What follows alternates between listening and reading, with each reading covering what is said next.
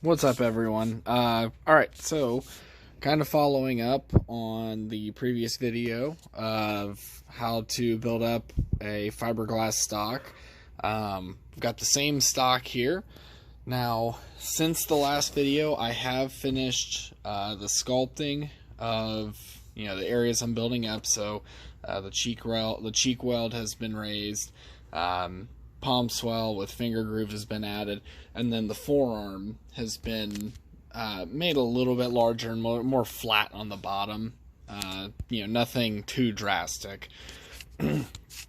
A layer of fiberglass was put over everything. Now this was my first time working with fiberglass, so I went with one of the $15 Bondo kits. I would recommend, if you're going to do something like this, go with just getting the resin, and don't get the kit because it'll come with this style of fiberglass matting, and that stuff takes a lot of sanding. Get like the woven mat. It holds up a lot better as far as being smoother to work with.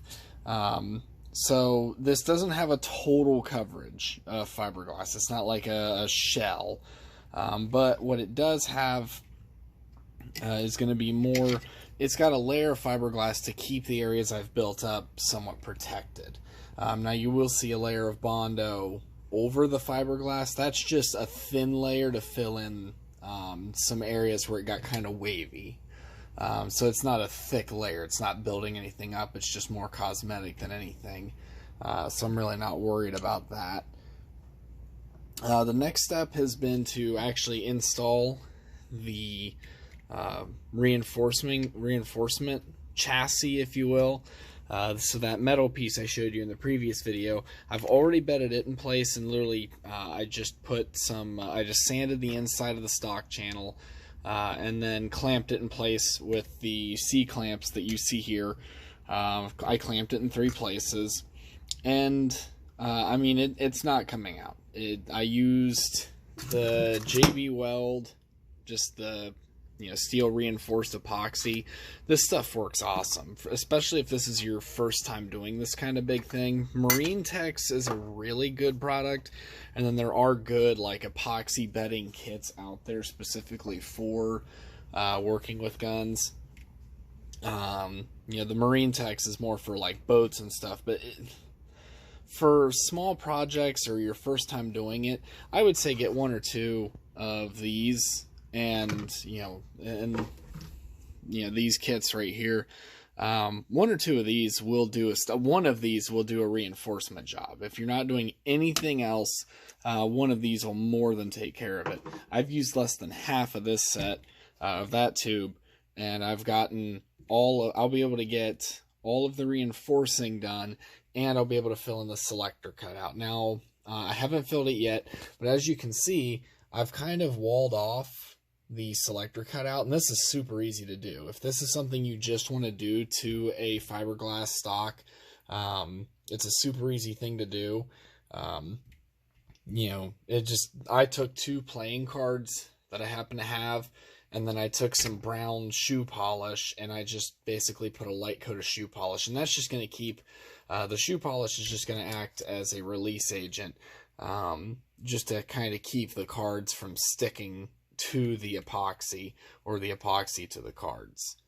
So literally, I mean, just tape the cards up in in an area around the selector cutout, and then you just fill that in. Now fill it up a bit over the top.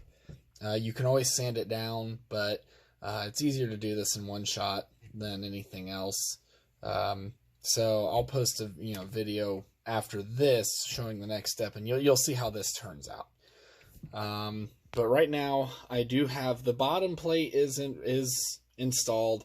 I do that on its own because obviously, as you can see, all these clamps in here, all these clamps in here are they're holding in the side brackets. And actually, because I ran out of clamps, I'm using an AK sight tool and as another clamp. Oh, gotta love Russian ingenuity. You know, if you can't use a C clamp, just use your AK sight tool. It'll work fine. I am going to fill in the divots here in the side on the inside of the stock just to strengthen it up a bit, but that will come later. As far as what I can do in one shot, you know, this is a pretty good, and you could also even, you know, fill in, and I may go over how to fill in this back section here. If you fill this in, it will actually be able to take an M1 Garand butt plate, and that's a very common thing. If you don't want the flap style butt plate, if you don't want that BAR flap, then filling this in isn't a bad option. Or and I'm not sure which route I'm going to go just yet. If I'm going to add an M14, if I'm going to just add an M4, you know, like an M1A rubber butt pad, or if I'm going to fill this in and then make it smooth and put on like a Pacma or something. I haven't really decided yet. So I'm leaving this alone for now. But there's a good chance I may fill that in and put on like a decelerator pad. I kind of want this to be a good, comfortable, you know, not precision. Yeah, I don't want to say precision because that makes it sound like it's going to be some kind of, you know, quarter MOA bench gun. But I want this to definitely be comfortable, and honestly just unique. But so I'm going to go ahead and I'll fill this in. Just wanted to do a quick update on this stock. You know, if you have any questions, drop a comment and I'll answer it. All right, thank you, and I'll see you guys next time.